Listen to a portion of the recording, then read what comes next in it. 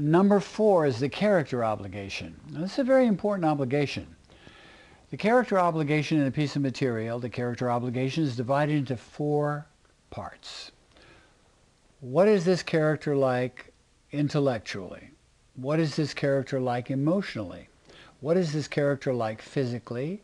And what is this character like psychologically?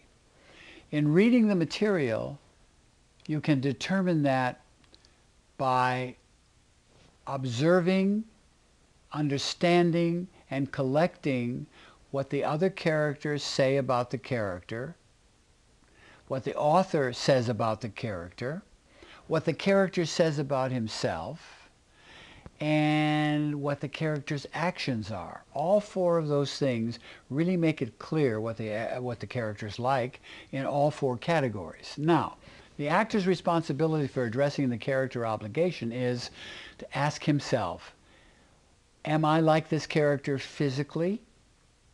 And if he is, he doesn't have to do anything. If he is not, then he must work for things that will take him closer to the physical nature, stature, behavior, and structure of the character physically. Now, in approaching that, the plethora of choices he can use to do that. One of the greatest, and I've already talked about it before, is externals. The actor can use an external of another person, an animal, an inanimate, an insect, whatever, that will take him, the actor, into the environment, into the venue of what the character's like physically. Now, he also has to identify what the character likes emotionally. Is the character, am I like the character emotionally? Can I be affected by my choices the way the character is affected by his circumstances? If that is true, the actor has to do very little. If the actor is emotionally much more conservative than the character, then the actor has to do many kinds of things, choices, exercises that will liberate his ability to be more emotionally expressive, bigger emotionally, more impacting emotionally, more unpredictably emotionally, and so he has to do that. Now, what is the character like intellectually? The actor then has to make that comparison. Is the actor as smart as the character?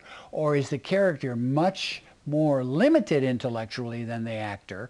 Then the actor has got to make an adjustment in that and work for choices which will absolutely impact the actor on being mentally slower, less comprehensible, less knowledgeable. There are many choices that an actor can use to do that. And again, externals could do that. Or the sense of another person, or preoccupying himself. For example, let's say the character does not put things together as rapidly as the actor does. So the actor can make this adjustment. He can start to distract himself in his thinking between the lines he's saying, can have a running inner monologue which would be interruptive of the quickness of response or the intellectual capacity of the character. And there are other choices that the actor can use to slow himself down and appear to be and actually be less intellectually acute.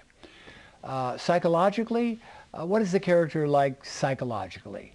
Am I like the character psychologically? No, not really, let's say. The character is somewhat paranoid, suspicious, fearful. I, the actor, for example, I don't have any of those problems. I don't think people are following me in a dark alley. I'm not suspicious of people. People have to prove themselves not to be trusted before I get suspicious. So what do? Well, I work for things that would make me feel paranoid. Like I would selectively emphasize people looking at me and reading their gaze or their interpretation of me suspiciously, being judgmental. I put myself in environments where I felt uncomfortable and surround myself with people that seemed to give me the fisheye, who looked at me suspiciously, judgmentally. And after doing that successfully for a period of time, I think I could elevate my sense of paranoia. So there are a multitude of choices an actor can use to address and fulfill the character obligations. Number 5, which is a thematic obligation. Now this is a very interesting obligation because it doesn't exist for every character in the piece, usually. The thematic obligation, many authors like George Bernard Shaw and other authors pick out one character in the piece to carry the theme and the statement that they want to make in the piece. It's the author's mouthpiece. Now, if you are that character and you are carrying the author's statement for the piece, then you have to accommodate it by fulfilling the author's intention. I'll give you an example. Hypothetically, this play is an anti-communism play. The leading character is a staunch communist. He's through and through a communist, and he spouts all of the doctrines of communism and how communism is designed to save the world. And through his behavior and through his statements, the author points out the evil of communism, how communism is an evil form of government and an evil form on the planet.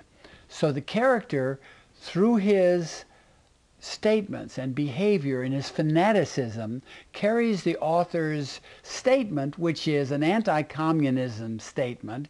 He's pointing out the evils of communism.